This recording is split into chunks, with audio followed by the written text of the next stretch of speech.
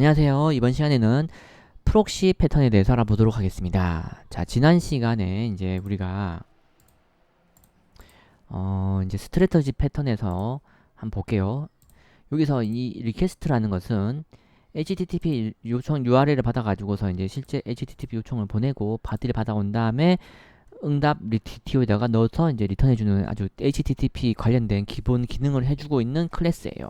그런데 여기다가 이제 추가적으로 기능이 생겼어요. 요구사항이 생겼어요. 그게 뭐냐면은 똑같은 URL로 요청을 보내면은 굳이 다시 HTTP 리퀘스트 보내지 말고 캐시에 내부 로컬 캐시라든지 어떤 캐시에다 넣어놓은 다음에 그것을 그냥 이용해서 쓰면은 좀 더 빨라지지 않느냐. 그리고 우리 비즈니스는 그렇게 자주 바뀌는 데이터가 아니기 때문에 캐시 써도 된다. 뭐 이런 식으로 요구사항이 생겼다고 합시다. 그러면은 제일 쉽게 생각할 수 있는 게 그러니까 제일 코드 양이 적게 할 수 있는 일은 여기다 넣는 거죠. 여기다가 만약에 if 뭐 캐시에 있으면 return 캐시 값을 그 다음에 else 없으면은 이제 실제 HTTP를 보내고 그 다음에 캐시에다가 집어넣고 그 다음에 리턴을 한다. 뭐 이런 식으로 이제 짜면 되겠죠. 여기 짜진 않을게요. 여기다가 자 이렇게 하면 되는데 그렇게 해버리면은 my HTTP 클라이언트라고 하는 것은 HTTP 보내는 역할도 있고 그 다음에 캐시 해주는 역할도 있게 되는 거예요. 추가적으로 여기다가 뭐 이제 캐시도 있는데 앞에다가 이제 그 요청 그리고 응답에 대한 로고도 찍어달라 이렇게 해버리면 또 여기다가 또 요청 응답에 대한 로고도 찍어줘야 되고요. 이런 식으로 이 클래스가 되게 커지는 거예요. 기능이 점점점 복잡해지는 클래스가 되는 거죠. 그렇기 때문에 이런 것들을 이렇게 역할을 분리하자라고 하는 의미에서 이제 프록시 패턴을 이용하면은 이제 구조가 깔끔해집니다. 먼저 여기다가 이제 패키지 하나 만들어 볼게요. 프록시 클래스라고 하겠습니다. 자, 프록시 클래스는 뭐냐면 이제 상속을 이용한 프록시 패턴인 것이고요.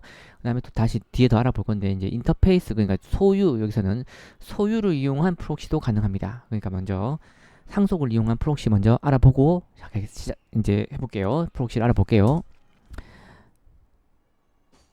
자, 먼저 여기서 똑같이 이 my HTTP 클라이언트는 복사해서 스트레처지 있는 것을 집어넣도록 하겠습니다. 자, 그리고 자, 이거는 이제 할 게 없고요. 얘는 우리 목적이 뭐냐면은 이게 이제 요거는 건드리지 않고 이제 캐시해주는 기능을 덧붙이고 싶다. 꾸며주고 싶다. 꾸밈을 넣고 싶다. 여기다가 추가해서 그거를 이 코드를 건드리지 않고 하는 거예요. 자, 그리고 어떻게 하냐면은 여기서 또 클래스를 만드는데 캐시 HTTP 클라이언트라고 만들어줍니다. 자, 근데 얘는 상속을 하는 거예요. 무엇을? 아까 그거 my HTTP 클라이언트를 상속을 받고 그 다음에 이제 얘는 지금 얘가 이렇게 뭐지 그 생성자가 요그 에러 핸들러를 받아야 되기 때문에 얘도 핸들러 받아서 핸들러 넘겨주는 요 코드가 필요한 것이고 요거는 이제 뭐 디자인 지금 배우는 디자인 패턴과 상관없는 문법성으로 이제 어쩔 수 없이 이렇게 해주는 것이고요. 자, 그리고 여기에 generate에 보면은 override 메서드에 요 request를 override 해줍니다. 상속을 한다는 것은 뭐냐면은 부모의 것을 이용하는데 자식이 이제 조금 더 뭔가 자기만의 뭔가를 넣는 거잖아요, 로직을. 그렇기 때문에 이제 여기서는 이제 자식이 부모를 이용하긴 하는데 자기만의 로직, 그러니까 여기서는 캐시 로직인 거죠. 요 캐시 로직을 넣고 싶은 거예요. 자, 이게 캐시 넣어야 되는 거니까 이제 여기 봅시다. 이제 여기서는 이제 URL을 받아갖고서 슈퍼점 리퀘스트 날리니까 사실은 이제 캐시나 해주지 않고 그냥 요청이 오면 요걸로 해서 요청이 오면은 URL 받아서 슈퍼로 호출하니까 그냥 사실은 바이패스 하는 거죠. 얘 거치긴 거치는데 얘를 통해서 만약에 리퀘스트 날린다면은 결국은 여기에 가는 거죠. 마이 부모로 가는 건데 얘는 이제 아무것도 안 하고 그냥 슈퍼 호출하니까 바이패스 해주는 거죠. 자, 그리고 앱을 일단 캐시 넣기 전에 먼저 동작하는 것만 보기 위해서 앱을 넣어보겠습니다. 복사해서 넣어주고요. 그 다음에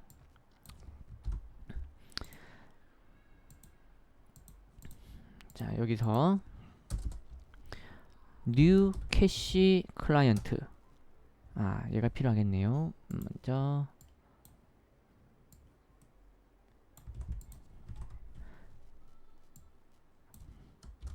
로그 에러 해서 요 핸들러를 넣어서 이 캐시 HTTP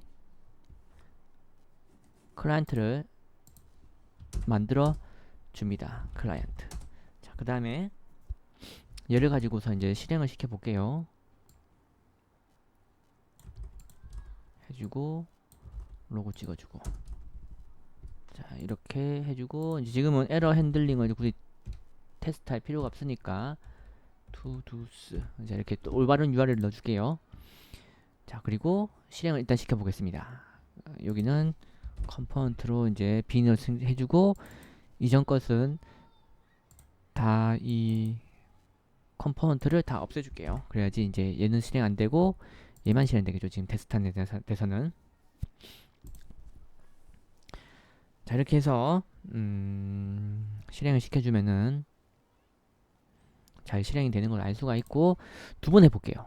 자 이제 똑같은 거를 이렇게 해서 여기는 DTO2, DTO2, DTO2 이렇게 똑같은 URL로 두 번 보내볼게요. 자, 두 번 보내면은 지금은 캐시 로직이 없으니까 당연히 두 번 날아가겠죠.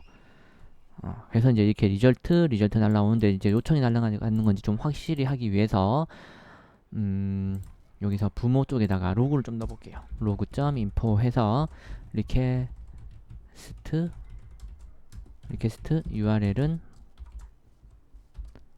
URL 이렇게 해서 진짜 리퀘스트 날아갔는지를 확인해 볼게요. 지금은 캐시가 없으니까 이 리퀘스트 URL이 요 로그가 두 번 찍히겠죠. 그래서 보면은 리퀘스트 URL 요걸로 해서 리스판스가 이렇게 날라왔고, 리퀘스트 URL 요걸로 해서 날아가서 요청이 돼서 리스판스가 이렇게 날라왔다, 이렇게 나오는 거죠. 자 그리고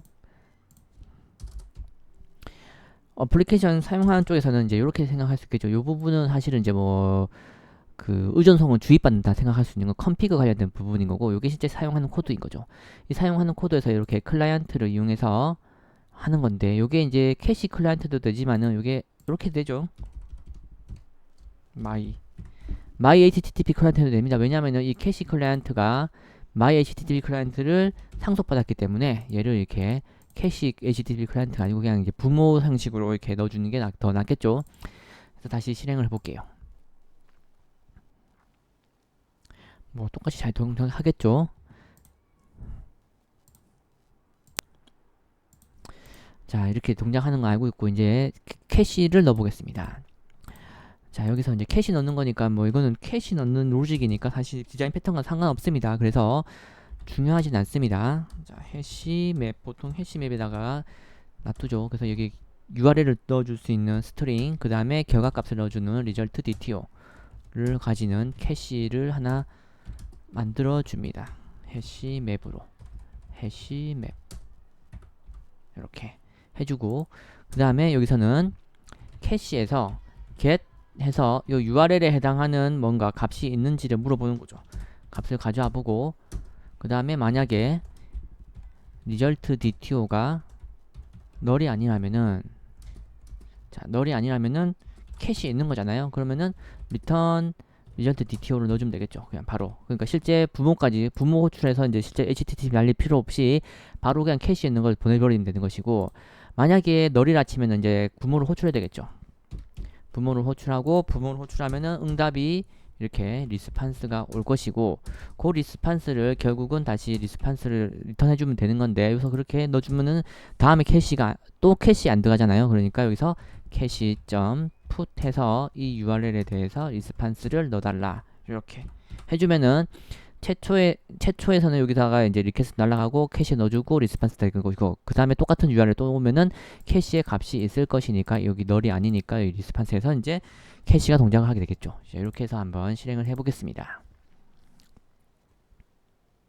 자 그러면은 자 여기 보시면은 처음에 리퀘스트 리스판스, 그 다음에 리퀘스트가 없고 리스판스만 있죠. 이게 뭐냐면은 여기 이것 때문에 탄 거죠. 그러니까 캐시를 타서 캐시가 있으니까 값이 있으니까 요 부모까지 호출 안 된 거예요. 그리고 바로 여기서 캐시에 들어가 있는 값이 리턴 됐으니까 요 값이 나오긴 나오는 건데, 실제 요 부모가 호출되지 않았기 때문에 요 부모한테 있는 요 로그가 여기는 찍히지 않은 거예요. 그러니까 캐시가 탄 것이죠. 자, 이렇게 된 것이고, 그러면 이제 이 사용하는 입장에서는 지금 보면은 얘를 이거 쓰지 말고 그냥 new my http client handler 클라이언트. 자, 이렇게 해도 보세요. 요 컴피그 관련된 주입받는 부분인 거죠. 스프링을 따지자면은 요 부분은 바뀌었지만은 요 부분이 하나 바뀌었죠. 지금 제가 이 my http 클라이언트 쓰든 혹은 요 캐시 http 클라이언트 쓰든 요게 바뀌지 않아요. 그쵸? 그렇지만은 요것도 이렇게 해도 왜 에러가 뜨죠?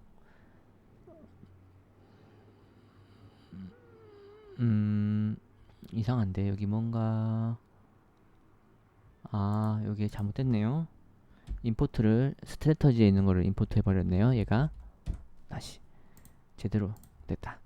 자, 이렇게 해주면 이제 그러니까 이 사용하는 클라이언트 쪽 코드 입장에서는 요 클라이언트가 어차피 이 부모 쪽 타입을 가지고 있기 때문에 이게 진짜 부모인 건지 혹은 얘를 좀 감싸고 있는 이렇게 프록시로 감싸고 있는 혹은 꾸며주고 있는 또 다른 요 캐시 HTTP 클라이언트인지 얘는 알 필요도 없고 알 필요도 없죠. 그리고 이제 그렇기 때문에 이제 이걸 쓰든 요걸 쓰든 얘는 이제 똑같은 코드가 변경이 없이 되는 것이고 저희는 이제 쉽게 이 my http 클라이언트라는 요 원본 요거를 하나도 고치지 않고서도 저희는 이 캐시 http 클라이언트가 얘를 이제 상속을 받은 다음에 여기서 약간 꾸며주는 일을 해주죠. 이렇게 요런 걸 통해서 여기서 이제 캐시 역할을 추가로 해줄 수 있는 거예요. 요렇게 바로 가는 게 아니고 이제 거쳐가는 것을 보통 프록시를 거쳐간다, 프록시다 이렇게 얘기하잖아요. 그래서 이제 이렇게 실제 결국은 이 my http 클라이언트라고 하는 요 부모를 거쳐가지만 부모를 가게 되지만은 요 처음에 먼저 요 캐시 http 클라이언트라고 하는 요 프록시를 거쳐서 얘를 가기 때문에 프록시 패턴이라고 얘기하는 것이고 지금은 저희가 구현한 것은 이제 상속을 이용해서 한번 구현을 해봤습니다. 다음 시간에는 인터페이스를 이용해서 한번 프록시를 구현해 보도록 하겠습니다.